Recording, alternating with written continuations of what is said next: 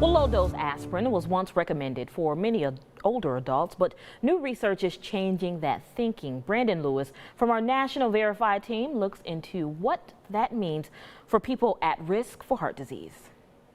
For the last 70 years, doctors have recommended aspirin to prevent heart disease. But now there are new guidelines about whether it's doing more harm than good.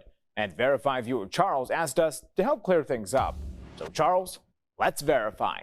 Is taking low-dose aspirin daily to prevent heart disease recommended? Our sources are the U.S. Preventative Services Task Force, the American College of Cardiology, the president of the American Heart Association, and a cardiologist at Virginia Commonwealth University Health.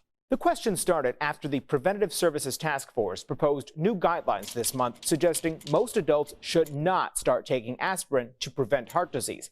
Previously, it recommended daily aspirin for high-risk adults over 50. The American Heart Association points out this change just backs up what it recommended 2 years ago.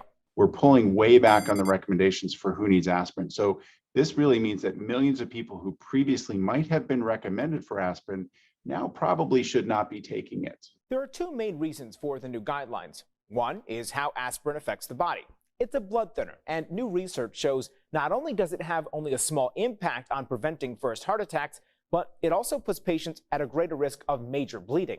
The other is that newer medicines can do a better job at treating the causes of first heart attacks, especially in younger patients. For example, make sure your blood pressure is controlled. Make sure your cholesterol is controlled. If you're smoking, stop. And those are all much more likely to offer benefit with less overall risk than taking aspirin would be. So it's false that low-dose aspirin is recommended to prevent heart disease for most adults. The new guidelines don't apply to adults who already have heart disease or were already prescribed a daily aspirin. And as always, talk with your doctor before making any changes. With your Verify, I'm Brandon Lewis.